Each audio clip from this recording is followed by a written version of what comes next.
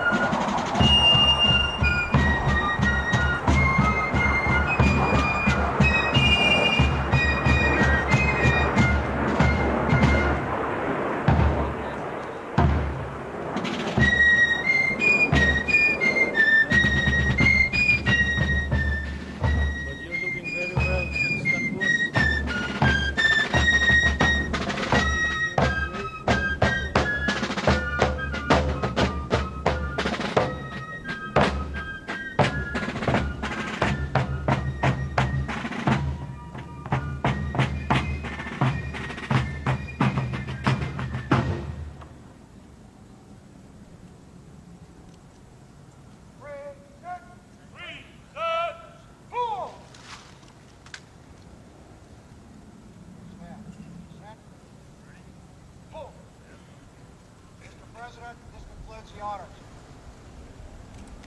Stand. Order. Order. Right. Order. Four.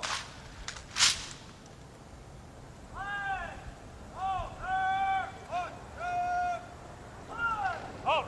Order. Halt.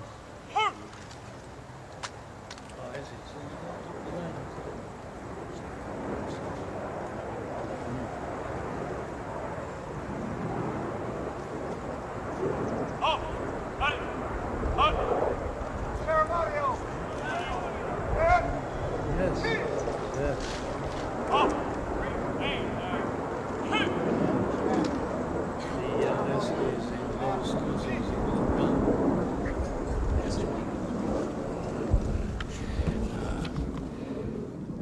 Mr. President, Mrs. Marcos, it gives me special pleasure to welcome you to the United States.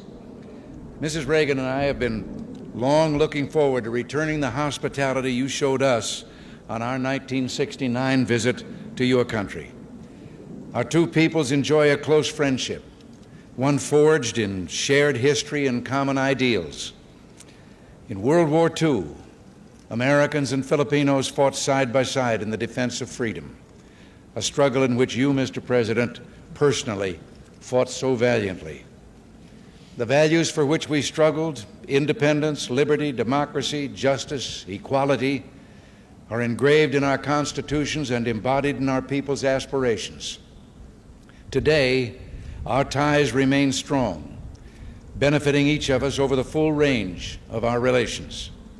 Politically, we tend to view many world issues the same general way. Yours, Mr. President, is a respected voice for reason and moderation in international forums. The Philippines, with its ASEAN partners, has taken the lead in search for self-determination for the people of Kampuchea. In that vein, let me also pay tribute to you and Mrs. Marcos' personal leadership and commitment to the care of refugees in Southeast Asia. Under your direct sponsorship, the Philippines Refugee Processing Center has become a model of its kind in encouraging the development of self-sufficiency and the restoration of human dignity.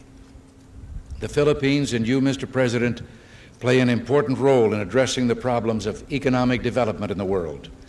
At Cancun, we made a new start toward a more effective and practical dialogue and improved cooperation among industrial and developing countries. Your leadership in that area, Mr. President, is vital and widely respected. Under your leadership at home, the Philippines can boast a record of solid economic growth over the past decade, attributable in significant part to its hospitable attitude toward free enterprise and private initiative. Your country's dedication to improving the standard of living of your people is an effort in which we've been delighted to participate through bilateral and multilateral economic assistance. Your continuing interest in better nutrition has led the Philippines to achieve self-sufficiency in food grain production. You can also point with pride to the success of your rural electrification program, now bringing benefits to an increasing number of remote regions. And I find it a matter of personal satisfaction that your country and my home state of California are both pioneers in developing geothermal power to replace expensive energy imports. The United States remains the Philippines' leading trading partner, and American firms are the largest foreign investors in your country, reflecting their confidence in your progress and prospects for economic growth. We have welcomed the growing two-way trade between our nations and have been pleased that we've been able to keep our markets for the products of your growing manufacturing and industrial sector the most open of any country in the industrialized world. America considers itself especially fortunate to have nearly 1 million persons of Filipino heritage now residing in our country. They bring with them their energy and their talents, and they contribute enormously to the rich diversity of American society. Similarly, thousands of Americans, enchanted by the beauty of your nation and by its people, have chosen to live in the Philippines. Our security relationship is an essential element in maintaining peace in the region and is so recognized. This relationship, one of several we have in the Western Pacific, threatens no one but contributes to the shield behind which the whole region can develop socially and economically. Mr. President, under your leadership, the Philippines stands as a recognized force for peace and security in Southeast Asia through its bilateral efforts and through its role in ASEAN, which is the focus of our regional policies in Southeast Asia. Mr. President, Mrs. Marcos, the United States deeply values its close friendship and alliance with the Philippines. We seek to use this visit to further strengthen our ties with your country. Nancy and I are personally delighted that you're here, and we say welcome to the United States, welcome to our national home.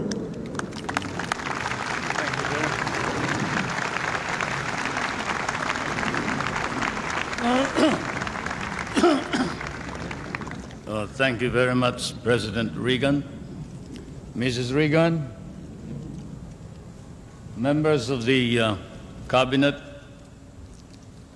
distinguished guests, my friends. On behalf of the 50 million people of the Philippines, Mrs. Marcos and I express our gratitude for your warm welcome to Washington and to the United States of America. This great and beautiful city, that is one of the few cities that was built as the capital for a great nation, is indeed, as has been written, the key to knowing the secret of America. And this house of the American people, an American frontier that never vanishes.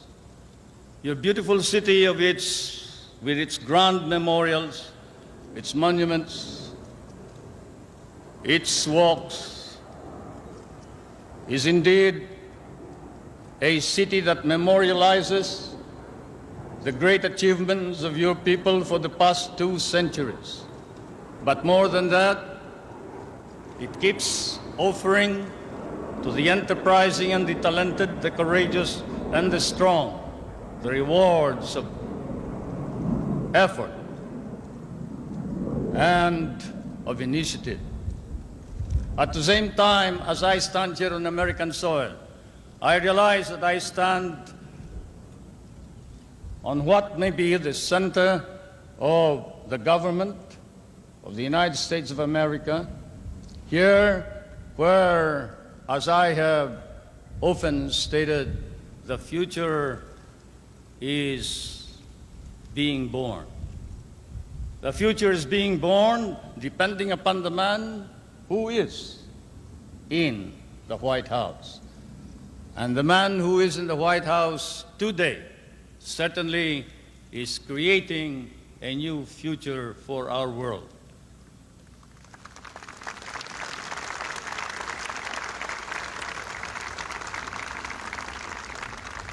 For Mr. President, I come from that part of the world wherein the poorest of the world's population live. I come from that part of the world that cherishes an image of America with its ideals, its dreams, its illusions. I come from the Philippines, a part of Asia, which has been molded along the principles of American democracy. We learned to love these ideals and principles, and we lost 1 million of our people fighting for them in the last war. We have always stood by these ideals. We shall continue to do so, whatever may be the cost, at the risk of our fortunes, our lives, but more important of all, our honor. We stand for the ideals of democracy that is our legacy from the United States of America.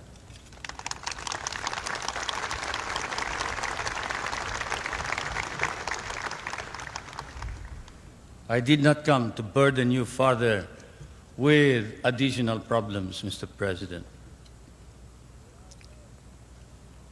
For I know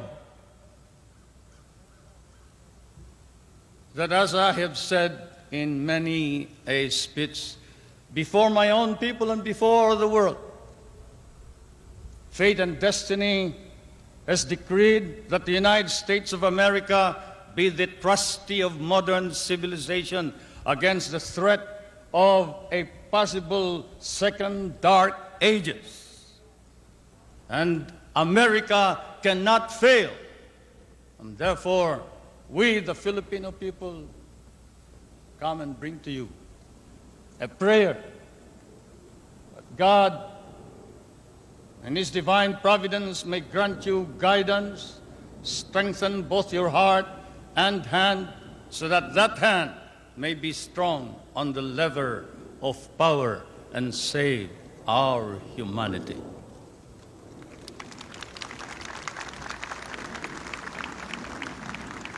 If America fails, then the world is lost. And thus, Mr. President, I can assure you that throughout all of Asia, there is nothing but a reservoir of goodwill for you, the American people, and the United States of America. Once again, may I say thank you for your warm welcome and your hospitality, which I know we will never be able to reciprocate. Thank you.